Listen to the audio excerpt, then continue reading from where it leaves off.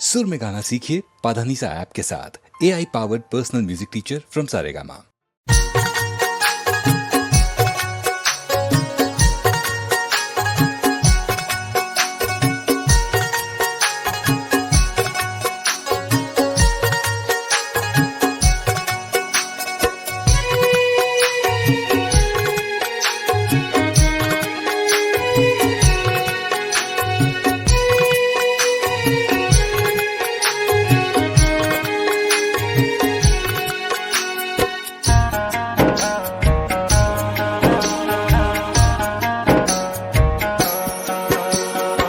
राखी त्योहार मनाबे दीदी भाई बहन के प्यार है। राखी त्योहार मनाबे दीदी भाई बहन के त्योहार है। जब लेता है हर घर से निकले, जब लेता है हर घर से निकले, का बताए नहीं आवसना, का बताए नहीं आवसना। विभा कहाँ हो? मैं यहाँ हूँ। नहीं दिखाई दे रहे हो। मैं छिपी हूँ, मुझे ढूंढो। राखी त्योहार मनाबे दीदी भाई बहन के प्यार है। राखी त्योहार मनाबे दीदी भाई बहन के त्योहार है।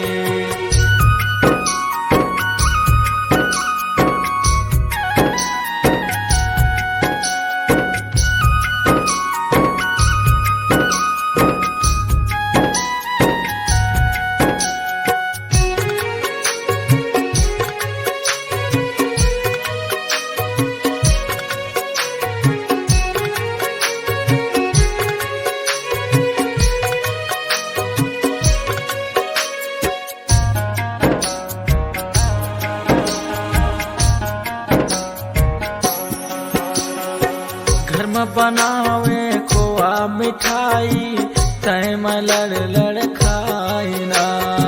घर में बनावे खोआ मिठाई, तय में लड़ लड़ खाई ना।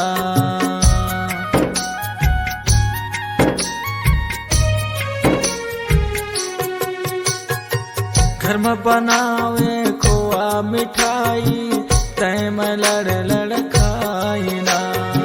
घर में बनावे खोआ मिठाई, तय में लड़ लड़ खाई ना। भाई बहन के हो जाए लड़ाई, भाई बहन के हो जाए लड़ाई, घर में शोर मचाई ना, घर में शोर मचाई ना। ध्रुव मैं आपके साथ में हूँ, मैं देख रही हूँ, पीछे देखो। राखी त्योहार मनाबे दीदी भाई बहन के प्यार है। राखी त्योहार मनाबे दीदी भाई बहन के त्योहार है।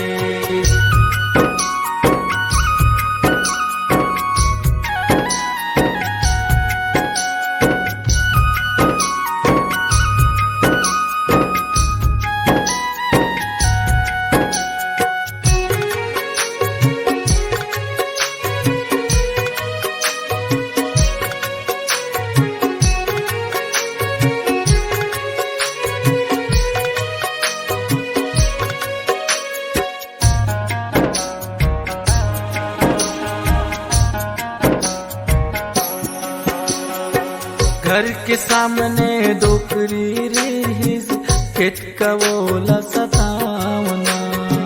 घर के सामने डोकरी रिहिस, खेत का बोला सतावना।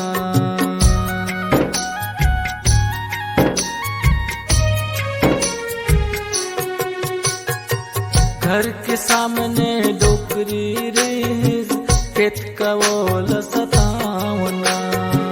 घर के सामने डोकरी रिहिस, खेत का बोला सतावना। भाई बहन हम दोनों मिलके, भाई बहन हम दोनों मिलके, खेत का बोला सतावना, खेत का बोला सतावना। विभा अब याद करो बचपन में कैसे खेलते थे हम लोग।